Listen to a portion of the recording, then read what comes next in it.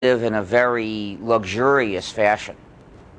Now, most Americans, if they start making this much money, they look for a way to spend this much money. I don't understand them. Maybe people here are a bit smarter than that. But, you know, they start buying houses and cars and boats and airplanes and artwork and rare stamps and adventure travel and children, all sorts of expensive luxuries. And once they buy these things, they have to spend more money to keep, for a lot of them, to keep them up. And the result is that they have to spend all of their time desperately trying to get as much money as they can, and they have no time to enjoy any of these things, which is especially sad when it's a matter of children. And, you know, the other things can get repossessed, but they can't ungive birth to the children. And so it leads to a lot of misery, actually. But if you can resist the feeling that you need such expensive lifestyles, then you can avoid being a puppet of money, and you can decide what you're going to do with your life and do something that matters to you. The less money you need, the easier it is to get, and the smaller a part of your life that has to be. And the rest of your life can then be available for something that matters. So I'm very glad that I've always tried to avoid expensive habits. But people used to ask me, what do you mean it's free software if it costs $150? Isn't that a contradiction? Well, it sounds like one because the word free in English has multiple meanings. One meaning is zero price, and another meaning refers to freedom. When we speak of free software, we're talking about freedom, not price. So think of free speech, not free beer.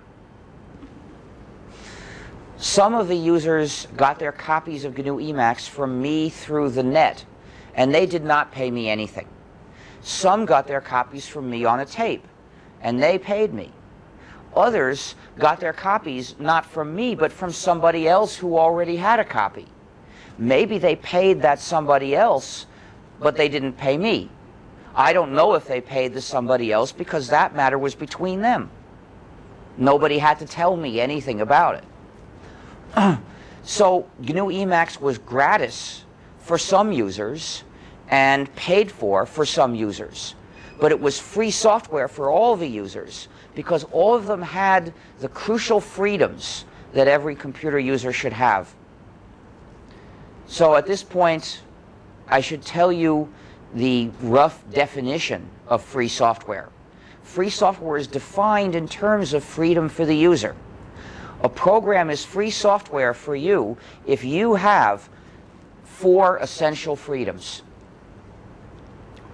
Freedom 0 is the freedom to run the program for any purpose in any manner.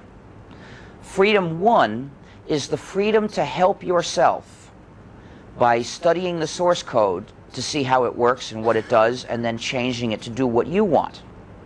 Freedom 2 is the freedom to help your neighbor by distributing copies to others. And freedom 3 is the freedom to help build your community by publishing an improved version or a modified version so that others can get the benefit of your contribution. I made that correction, a modified version, because people can disagree about what's better. Your modified version may be better for you and better for some people, while others might prefer the original. So they have a choice. All 4 of these freedoms are essential. Sometimes people call them levels of freedom, but that's a mistake. It implies that, you know, the more levels you've got, the better it is. But actually, they're all necessary. If any of them is missing, if any of them is denied to you, then the program is not free software and shouldn't be used. But why these particular freedoms? How did I reach this conclusion that this was the right definition to use? How do you decide where to draw the line? These are the freedoms that are necessary for computer users to form a community where they can freely cooperate with each other when they choose and be in control of their own computer use. For those goals, these are the freedoms you must have. Freedom 0 is pretty obvious. In fact, most software gives you freedom 0. There are programs that are particularly nasty and restrictive and don't give you freedom 0. But those are pretty much an exception even today. So what distinguishes free software from typical software is freedoms 1, 2, and 3.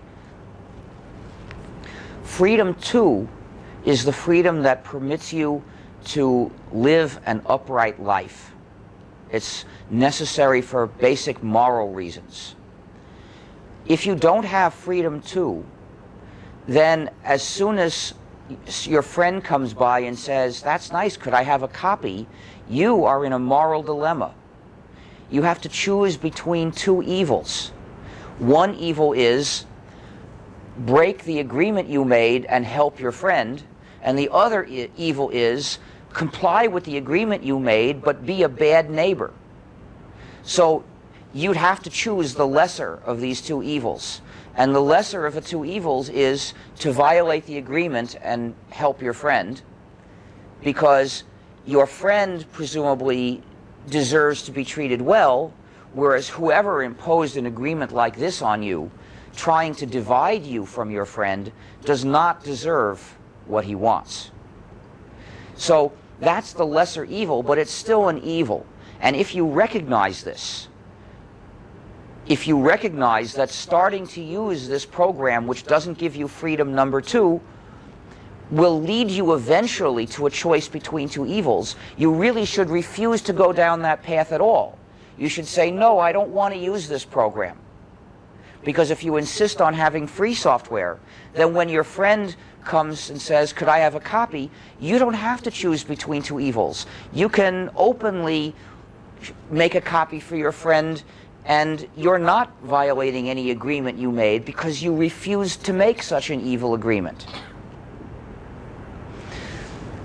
If you don't have freedom 2, then the program pollutes society's most important resource, which is the spirit of goodwill, the willingness and the habit of helping other people. Of course, we don't expect anybody to spend 100% of the time helping other people, because you have to take care of your own needs as well. I wouldn't ask anybody to ignore completely his own needs and pay attention only to other people. So if you are female and you have been taught to do that, I hope that you can unlearn it. But everyone should be paying a certain amount of attention to helping other people.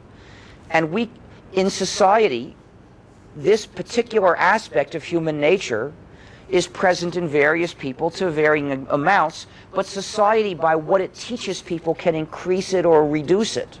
If we tell people that life is nothing but selfishness and everybody is always selfish, and you're a fool if you're not selfish, then the amount of willingness to help others will go down.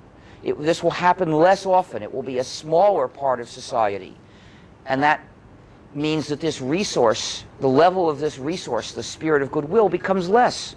But if we teach people the habit, especially starting when they're children, of helping other people when they can, then the level of goodwill in society goes up. And even if it only goes up a little bit, it still makes society a much better place to live.